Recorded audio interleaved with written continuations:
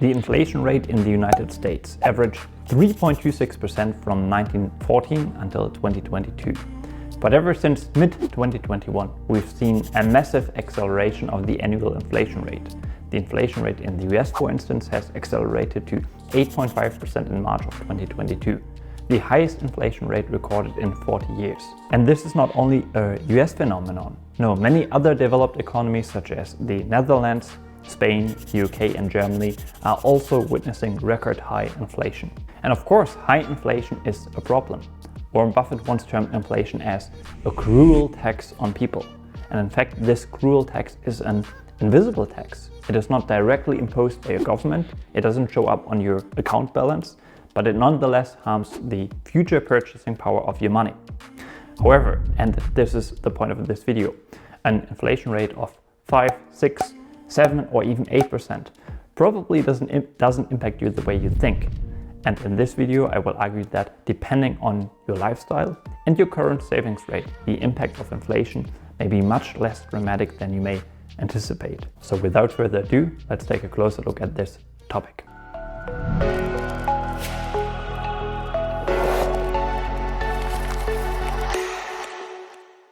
Alright, hey there, my name is Rainer Salman and I think there are two reasons why the headline inflation numbers you will see on the news probably do not accurately describe your situation.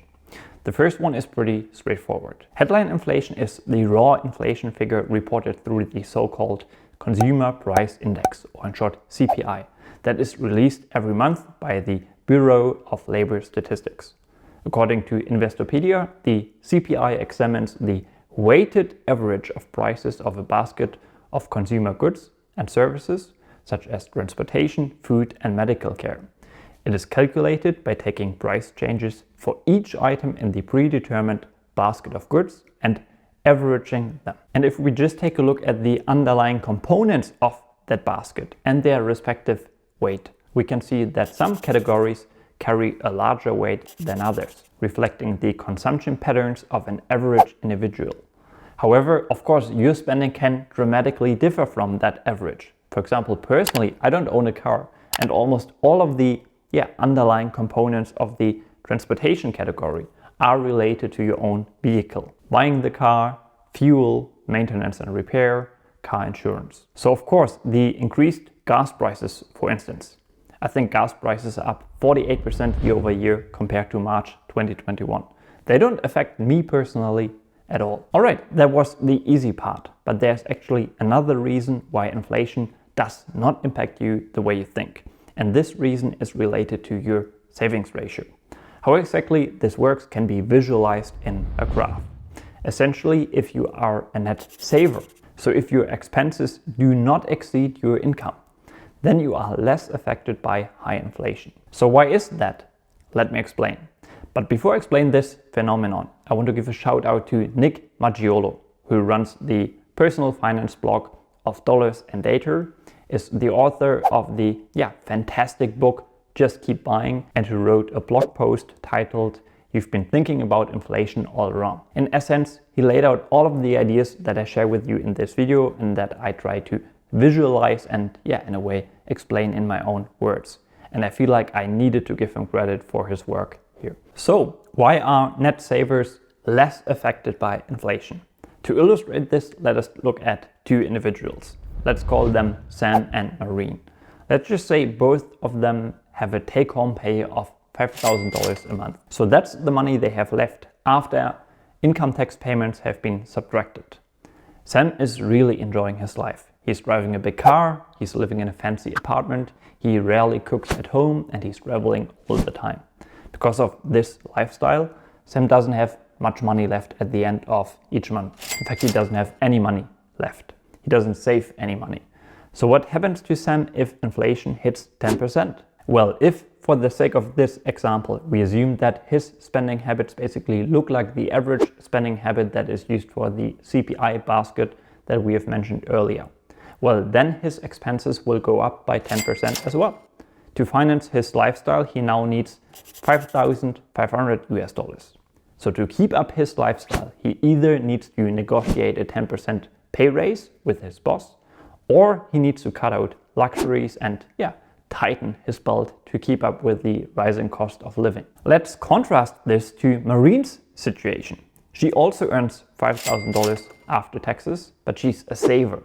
She saves 50% of her take-home pay every single month and thus has to cover $2,500 in expenses.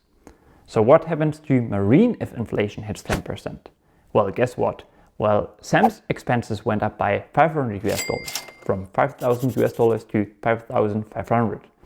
Marine's expenses only go up by $250 from $2,500 to $2,750. So if she were to renegotiate her salary with her boss, she only needs to get a raise of 5% to be able to cover the additional expenses and to keep her savings rate the same. That's half the rate of inflation. Now, interestingly, if she could negotiate a pay raise of 10%, she'd even end up with more money that she can now save each month or put to work by investing it.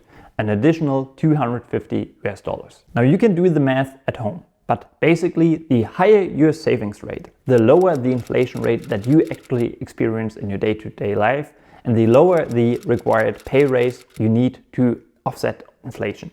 If your savings rate is 0%, for example, then you absolutely experience the headline inflation number, and you either need to cut your costs or you need to quickly renegotiate your salary.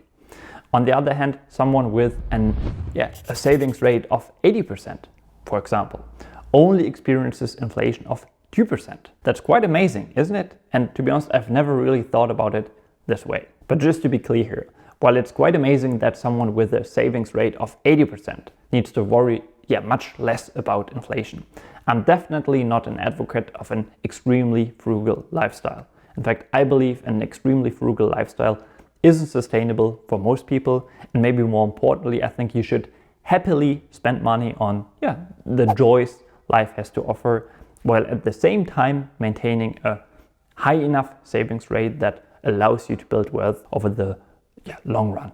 So I've done a lot of videos on this channel in which I outlined how you can best protect your money against inflation. And generally those videos were about finding high quality businesses that can raise prices above the rate of inflation. If you can acquire a part ownership stake in these businesses at an attractive price, so an attractive valuation, then you basically don't have to worry about inflation. But as we have just shown, there's actually more you can do. By having a higher savings rate, you will also be able to protect your net worth against inflation. And obviously, if you have a high income, it is much easier to have a high savings rate. It obviously is much easier to save 50% of your take-home pay if your after-tax income is $10,000 than it is to accomplish the same savings rate on, say, a $1,000 income. Depending on where you live, I would argue that a 50% savings rate is almost impossible to achieve if your income is $1,000 a month. So over the long run, you not only want to find good investments, but you also want to try to improve your individual income. And this is essentially what Warren Buffett himself concludes as well. He once said, "The best investment against inflation is to improve your own earnings.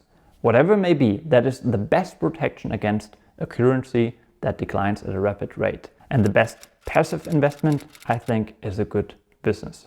Yeah, and I explain why exactly you want to own these good businesses in the following video.